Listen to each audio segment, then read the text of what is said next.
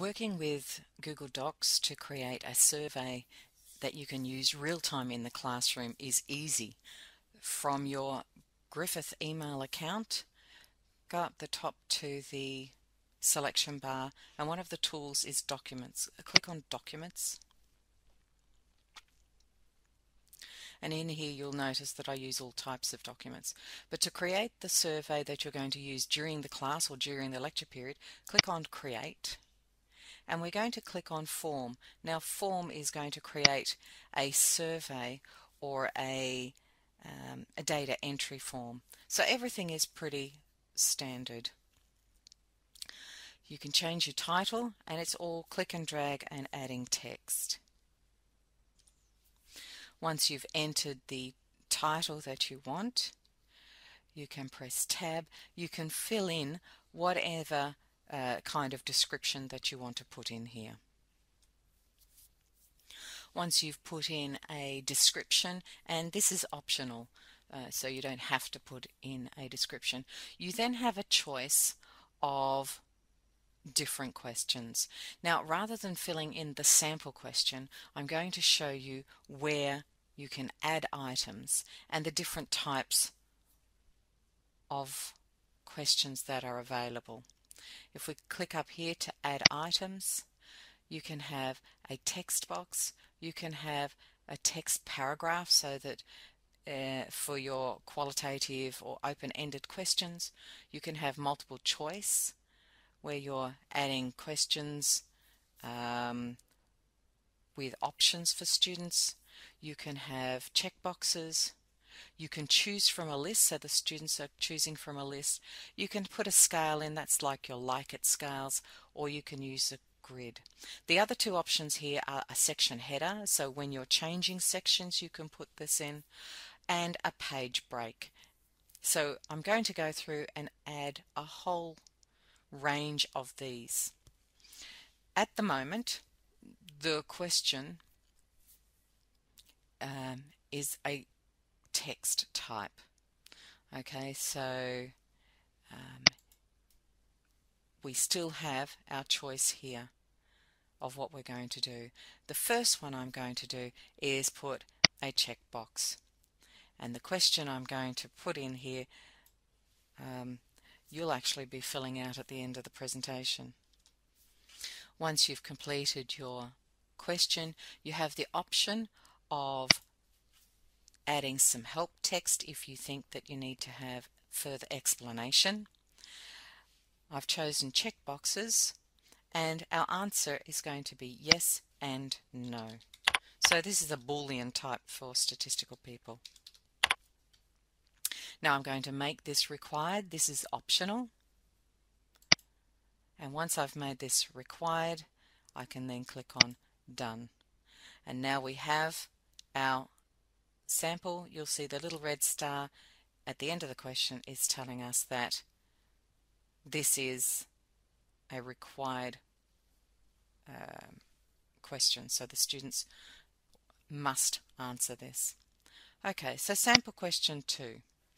To edit this, I just need to go across to the Edit button, click on the Edit button, and again we can now complete our question, and we can choose the type of question. So I'm going to go in here and add another question, and then what type of question this is. Once you've added your question, we're going to go down here, and we're going to have a scale. Scales are simple. We have 1 to 5, and we can have strongly agree, and 5 will be strongly disagree. I'm also going to make this required and save it. So this has now made our like-it scales very simple to create. We're now going to add another item. This time it's going to be a multiple choice. So again, adding our question, and this time I'm going to add some help as well. Okay, now that I've completed the help text, you'll be able to again change, but we're going to stick with multiple choice, and then you put in your options. Now I'm going to add the options quickly here and then continue with the video.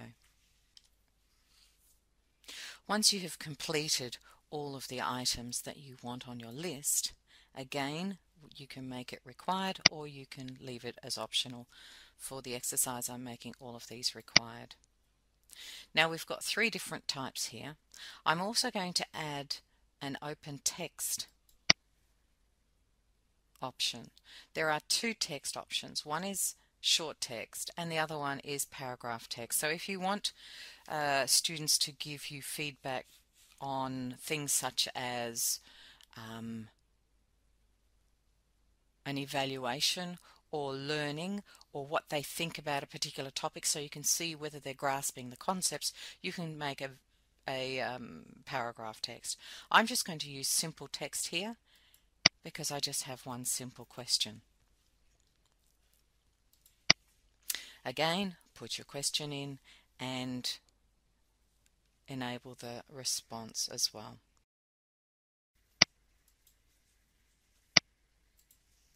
Once you've completed your question, you can add some text.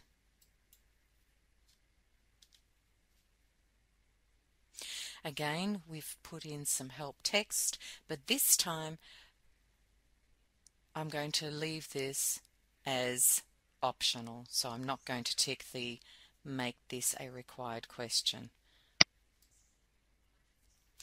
Once you have created your survey and you're happy with this, you can save it, you can email the form, or you can share it. So we're going to save it first. So it's saved. It does automatically save. We have more actions here. So if you want to embed the form into the Blackboard, you can click on Embed, and that will give you the text that you have to copy to place into the Blackboard. You can edit a confirmation, you can see responses, or you can email the form. Generally what I do is I embed the form, but if you're going to send some surveys out and you want students to complete them in their own time, then this is where you would add your student list. And I'll just add mine. Oops. Add Griffith, and including the form so that I can show you what is going to happen when you send that out.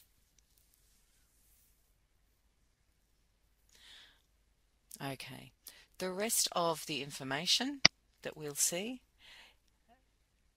the form, once you create it, it's also created on a spreadsheet. So I'm going to show you the spreadsheet because we have no responses just yet.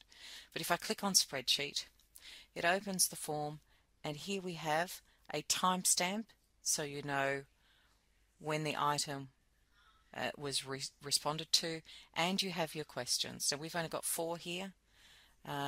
Sometimes you might want to have 3 or 5 depending on the length of time during your lecture, but you will see how these are all gathered. Okay, I'm going to go back to the tab at the top, and also under seeing responses is a summary, and you will find that there are statistics here that you can have a look at. Now if you're going in and releasing the form during the lecture, getting the students to complete the form within a 5-minute period, you can show this straight away to the students, and then you can use that as a discussion. This ends the presentation. If you want further assistance, please complete the survey so that we have your email address and somebody can come and assist you.